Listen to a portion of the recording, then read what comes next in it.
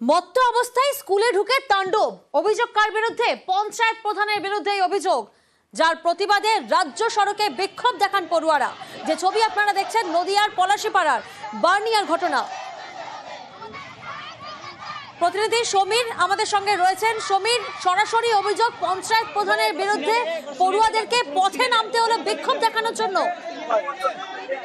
একদম প্রিয়াঙ্কা, দেখো গত শুক্রবার ওই বানিয়া পঞ্চায়েতের প্রধান তরুণ ঘোষ তিনি মদ্যপ অবস্থায় বানিয়া হাই স্কুলে যান এবং সেখানে শিক্ষক শিক্ষিকাদের অযোগ্য আচরণ করেন এবং গালিগালাজ করে বলে অভিযোগ। এবং এই ঘটনার পর আজ সোমবার পর্যন্ত হয়ে গেল, এখনো পর্যন্ত স্কুল কর্তৃপক্ষ ওই শিক্ষক ওই প্রধানের বিরুদ্ধে কোনো ব্যবস্থা গ্রহণ করেনি। পঞ্চায়েত প্রধানের কোনো বক্তব্য সামনে এসেছে? দেখো, পঞ্চায়েত প্রধানের সাথে আমরা যোগাযোগ করার চেষ্টা করেছিলাম, পঞ্চায়েতে গিয়ে তাকে পাওয়া যায়নি, তার বাড়িতে গিয়ে পাওয়া যায়নি। বেশ, অভিযুক্ত কোনো মন্তব্য করতে নারাজ। ধন্যবাদ। বার্নিয়া অঞ্চলের প্রধান আছে, এবার এসে আমাদের মাস্টারদেরকে উল্টোপাল্টা ভাষা বলে এবং তিনি মদ্যপান করে থাকে, মানে মদ খেয়েছিলেন। গ্রেফতারি চাই এবং উনি এসে আমাদের লিখিতভাবে ক্ষমা চেয়ে। পুরো ঘটনাটাকে একটা অ্যাক্সিডেন্ট হিসাবে দেখেছি, এরকম ঘটনা ঘটবে আমরা আশাও করিনি এবং আমরা চাইবো আগামী দিনেও এরকম কোনো ঘটনা আমাদের মতো সুন্দর বিদ্যালয়ে যেন কখনোই না ঘটে। এবং আমরা সঙ্গে সঙ্গে আমাদের পরিচালন সমিতিকে নিয়ে কথা বলি এবং সেই সমিতি তখন আশ্বস্ত করে এবং তারা বলেন যে বিষয়টা নিশ্চয়ই আমরা মিটিয়ে নেব, আমরা দায়িত্ব নিচ্ছি। হাইকোর্টে মুখ পড়ল সিবিআই নিয়ে বিস্ফোরক। বিচারপতি তীর্থঙ্কর ঘোষ সিবিআই তদন্তের নামে কিছু করে না বলে পর্যবেক্ষণ। খেজুরিতে বিজেপি কর্মীর মৃত্যু মামলায় সিবিআইকে তোপ। সিবিআই শুধু গ্যালারি শো করে বলে মন্তব্য করছেন বিচারপতি। আরো একবার আপনাদের জানাবো, হাইকোর্টে মুখ পড়ল সিবিআই নিয়ে বিস্ফোরক। বিচারপতি তীর্থঙ্কর ঘোষ সিবিআই তদন্তের নামে কিছু করে না বলে পর্যবেক্ষণ। খেজুরিতে বিজেপি কর্মীর মৃত্যু মামলায় সিবিআইকে তোপ। সিবিআই শুধু গ্যালারি শো করে বলে মন্তব্য করছেন বিচারপতি। মামলা সিবিআই তদন্তের উপযোগী নয় বলেও পর্যবেক্ষণ। আগামীকাল সকাল 10:30টায় রায়দান হাইকোর্টে। খেজুরি মামলায় সেট তদন্তের পক্ষে সওয়াল বিচারপতি। ডিআইজির নেতৃত্বে সেট তদন্তের প্রস্তাব হাইকোর্টে। ঠিক 1 মাস পর তদন্তের অগ্রগতির রিপোর্ট দেবে সিআইডি। অন্যদিকে বিএসএফ নির্যাতন মামলায় বিস্ফোরক বিচারপতি। দেশে অন্যদের থাকার ব্যবস্থা করা যাবে না, বিএসএফ গ্রামে গিয়ে নির্যাতন করতে পারে না। বিএসএফ নির্যাতন মামলায় মন্তব্য বিচারপতি অমৃতা সিনহার। নদিয়ার কৃষ্ণগঞ্জে বিএসএফ এর বিরুদ্ধে নির্যাতনের অভিযোগ সামনে আসে। হাইকোর্টে মামলা মিন্টু মণ্ডলের পরিবারে। সীমান্ত ঘেঁষা গ্রামে গ্রামবাসীরা ভারতীয়, দাবি আইনজীবী। সকলের আধার কার্ড আছে বলে দাবি করছেন আইনজীবী। সব জাল করা নথি, মন্তব্য বিচারপতি। আদালতের কোনো দয়া নেই, পর্যবেক্ষণ বিচারপতি। বিএসএফ এর অতি সক্রিয়তার অভিযোগে মামলায় এই পর্যবেক্ষণ। আর শিলিগুড়ির দিকে নজর রাখবে এবার। ফের শিলিগুড়িতে সোনার দোকানে চুরি। ক্রেতা সেজে সোনার দোকানে চুরি। 10টি সোনার হার চুরি দুষ্কৃতীদের। শিলিগুড়ির শিব মন্দিরের ঘটনা এবং সিসি ক্যামেরার ফুটেজে কার্যত স্পষ্ট। যে ছবি আপনারা দেখছেন, সোনার দোকানে ক্রেতা সেজে একের পর এক চুরি। 10টি সোনার হার চুরি দুষ্কৃতীদের। শিলিগুড়ির শিব মন্দিরের ঘটনা।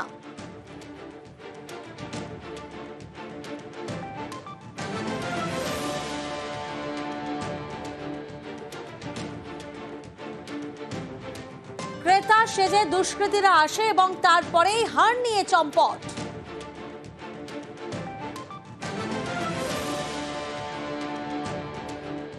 পার্থ প্রতিনিধি আমাদের সঙ্গে রয়েছেন। পার্থ, সিসি ক্যামেরার ফুটেজে কার্যত স্পষ্ট, একের পর এক 10টি সোনার হার চুরি করে দুষ্কৃতীরা।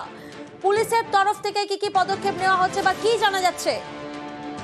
এখনো পর্যন্ত কিন্তু যেটা আমরা পুলিশের তো জানতে পারছি যে ওই সোনার দোকানে ঘটনা ঘটে সেই দোকানে তো বটেই, পাশাপাশি ওই শিব মন্দির এলাকায় যেখানে ঘটনাটি ঘটেছে আশপাশে আরো সিসিটিভি ফুটেজ খতিয়ে দেখতে তদন্তকারী কর্তা মাটিগাড়া থানার।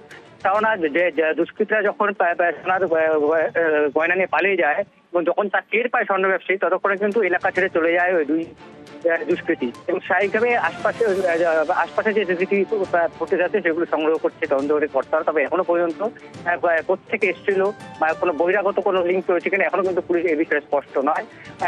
যে দুজন দুষ্কৃতী আসে, সিসি ক্যামেরা ফুটেজে কার্যত স্পষ্ট তাদের মাথায় টুপি আছে কিন্তু মুখ ঢাকা নেই। সেক্ষেত্রে আশেপাশে সিসি ক্যামেরার ফুটেজ তো অত্যন্ত গুরুত্বপূর্ণ হয়ে দাঁড়াচ্ছে এদের চিহ্নিতকরণের জন্য। একেবারে তাই, সেজন্যই পুলিশ চাইছে যে এই শিব মন্দির এলাকায় যে টার্নিং এর দোকান বা যে উড়ালপুল তার আশপাশে যেসব দোকান সিসিটিভি রয়েছে সেখানকার ফুটেজ সংগ্রহ করেই কিন্তু এই চুরির কিনারা করতে চাইছে তদন্তকারী কর্তারা।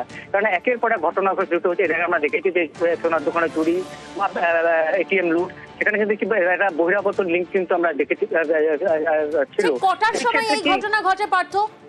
আজ একেবারে ভর দুপুরে একেবারে বড়া বাজার শিব মন্দির, আশপাশে প্রচুর দোকান হাট বাজার সবই রয়েছে।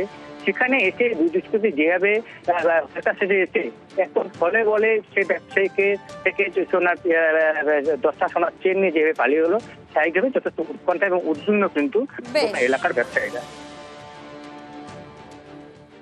লকেট দেখাও, লকেট তো পছন্দ হচ্ছে না, আরো চেন দেখো, চেন দেখাও। তারপর চেন দেখালাম, বলে এটা পছন্দ হচ্ছে না, আরো দেখাও। 10টা চেন ছিল টোপলার মধ্যে, টোপলাটাই গায়েব করে দিচ্ছে। টোপলাটাই মালের ইয়ে থেকে টোপলাটাই সরাই দিচ্ছে। দুজন ছিল, একজন প্রথমে ঢুকছে, একজন ব্যাগ নিয়ে দাঁড়িয়েছিল। মাল এখান থেকে সরাই নিচ্ছে। একজন চলে গেছে আগেই, ওই মাল নিয়ে ভাগছে। তারপরে ও চলে গেল, তারপরে আমি পিছা করলাম, পিছা করে আবার বাইকে চলে গেল। 10 লাখ টাকা পুলিশ আসছিল। কমপ্লেন জিডি করে নেই থানায়, স্যাররা আসছে দেখে গেছে। আর এবার দেখাবো বর্ধমানের জামালপুরের ত্রাস ফিরোজ শেখ। এলাকার বেতাজ বাদশাহী ফিরোজ কি করেন? প্রেমিকার জন্য কোটি টাকার তাজমহল বানিয়েছে। এখানেই শেষ নয়, কয়েকশো বিঘা জমি দখলের অভিযোগ তার বিরুদ্ধে আছে এবং সেই দখল করা জমিতেই বিশাল গোডাউন। ধর্মস্থানের জমি দখল করে ফিরোজের জিম সেন্টার, দোকান থেকে দেদার তোলা আদায় করা হয়, উল্টে আবার দোকান মালিককে জরিমানা। একের পর এক অভিযোগ তার বিরুদ্ধে। কয়েকশো বিঘা জমি দখলের অভিযোগ, 50,000 টাকা জরিমানার অভিযোগ, আবাস প্রাপকদের থেকেও 20,000 করে তোলা। একের পর এক অভিযোগ এই ফিরোজ শেখের বিরুদ্ধে। কে এই ফিরোজ শেখ? কার মদতে তার এমন দাপট? শরদিন্দু প্রতিনিধি আমাদের সঙ্গে রয়েছেন। শরদিন্দু, এই ফিরোজ শেখের সম্পর্কে কি কি তথ্য সামনে আসছে? দেখো, এই ফিরোজ শেখ, তার বাড়ি জামালপুরের বেরুগ্রাম পঞ্চায়েতের চক্ষণজাতি গ্রামে এবং তার স্ত্রী পঞ্চায়েতের প্রধান, এবং সেই সুযোগ কাজে লাগিয়েই সে তার বাহিনী নিয়ে বছরের পর বছর ধরে বিশাল সম্পত্তির নিজেকে মালিক করে তুলেছে। তোলা আদায় থেকে শুরু করে পরের জমি হাতিয়ে নেওয়া সমস্ত অভিযোগ রয়েছে তার বিরুদ্ধে, এবং গ্রামবাসীরা ভয়ে এবং হুমকিতে তার প্রতিবাদ করতে পারেনি।